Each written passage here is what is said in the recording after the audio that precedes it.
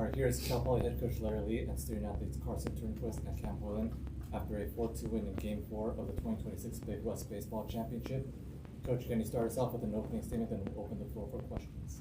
Big win for us. I mean, if you win the first two, then you can win 3 or 4 games. If you lose one of the first two, you got to play 5 to get out of here. So these guys were great. Big team win. Carson went out, got himself in a jam early and minimized it. Only gave up a run, and that was big for us. It allowed our offense to get back in the game and get a lead. And then Cam with the 4 for 4, pretty big in a setting like this. So extremely happy. Job not complete. Now we'll sit back and see who we'll face tomorrow at 6 o'clock. Coach, yesterday you talked about the eye test when it came to keeping in Griffin Ness. What did you see today from Carson that kept him in the game despite maybe some control issues early on? You're just trying to get as many innings, especially early in a 4-team double elimination tournament. You're trying to get as many innings as possible up front so you can have something to go to. So we had somebody getting up in the pen early, but Carson got out of it and then was really good until we took him out. So right decision, and if you pull the trigger too early and go to your bullpen, it probably affects you the rest of the tournament. Yeah, Coach, earlier this season you guys got swept by this UC Santa Barbara team. What was different this time around? I think time. It just takes time. It's a real good ball club. Their experience, their pitching is elite. They have as good of a pitching staff as anybody in the country, and good pitching prevents a lot of losing streaks. And we're just better than we were when we played them. But we've learned throughout. But that was the one team where we didn't in conference that we didn't necessarily play that well, but a lot of it had to do with them.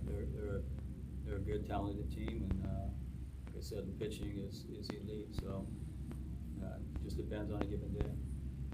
Coach, you guys had 9 more hits today than you did yesterday. Did anything change in your guys' pregame message to the hitters? No, it's just going into the tournament. It was about just staying within the confines of what you do well, not trying to do too much. It's still a game. Really, you're playing against the baseball, and you try to take all the emotion out of it. But it's real easy to say, very difficult to do. And so it's a game where you can't really get revved up like other sports, like emotionally. And so you just have to control your mind. Mind's a fragile thing. So this game can destroy you. So it's good. So all these type of situations that our players can go through, it helps them in the future. And then Cam, for you, just talk about how you guys are able to kind of move on from yesterday after only scoring one run, 3 hits. Yeah, baseball can have those days where it's really offensive or the pitcher's just shoving. And yesterday was a day where the guy was on and he was executing his pitches and his plan really well, and we weren't able to come through. But today is just a new day, building off of yesterday, detaching the emotion from the result of yesterday of our perceived struggles and only putting up 1 run, and today coming out and building on that and remembering that we are good ball players, and that keeping that confidence throughout, regardless of result, and keeping the things that we can control in mind, and just continue to build on each one and sticking to our approach and our plan. Cam, you guys had a bunch of hits to the opposite field today. You utilized the whole field today. Kind of speak to being able to do that and how that helps you in this ballgame.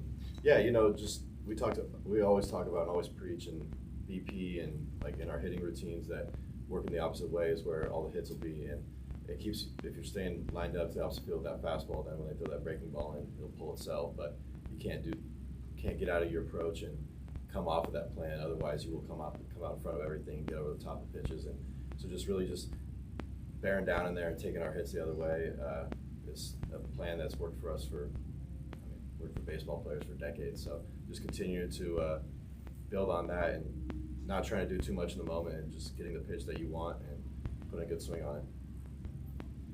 And Carson, of course, Coach Lee talks about the eye test and everything. You had Griffin last night, most amount of pitches he's thrown in a game as with Cal Poly, and then of course you today throwing 114, most you've thrown here in your time as a program. Obviously, this is your first full season not having to battle an injury, and you've really been able to develop that long. Can you kind of just describe the trust level that you have with Coach and is able to get through that eye test even in those difficult moments?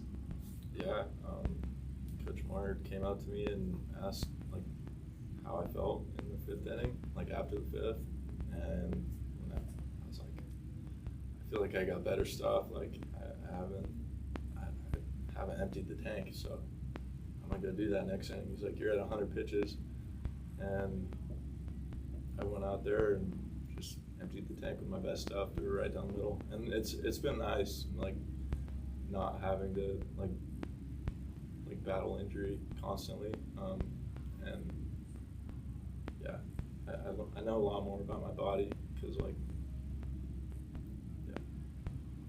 And Cam, how much confidence does this win give you guys heading into the championship game where you could potentially see Santa Barbara again? Yeah, it sets us up for the best possible outcome or the best possible situation, and just giving not only our pitchers but our position players and everybody a chance to play one less game and have a little bit more rest in us and be able to come out after the team that we're going to play has already played once in a day.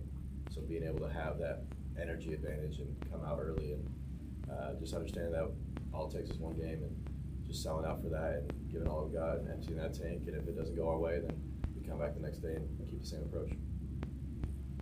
Cam, I think one of the biggest at-bats of the game was when they changed pitchers that went to the lefty. You stayed in, you worked the count, and you took it to the opposite field. Can you kind of walk me through that at-bat and what you're looking for and your kind of approach in that situation? Yeah, I was talking with the on-deck batter before, and he asked what I was going to be sitting on, and I said I was going to try and take the fastball the other way, and if he flips that slider in, then it'll pull itself. And I was able to do just that. I was able to work the count and see a bunch of pitches and just get closer and closer, and then I knew eventually he had to go to that fastball 3-2, and when he did, I just stayed lined up and took my hit. Coach, obviously one of 3 opponents that you guys could end up playing. How do you go from here, kind of scouting out the next opponents, choosing how you're going to prep for the game? Do you just kind of wait to see the results tonight and then? Yeah, we're up to speed on Santa Barbara. We're up to speed on Fullerton because we played them so late in the year. And then San Diego, we're up to speed. So it's good. We kind of know everything. All of our scouting is up to date. So we'll just see. We'll probably fine tune a few things, but we're not going to guess who we're going to play. I think, guys. God bless.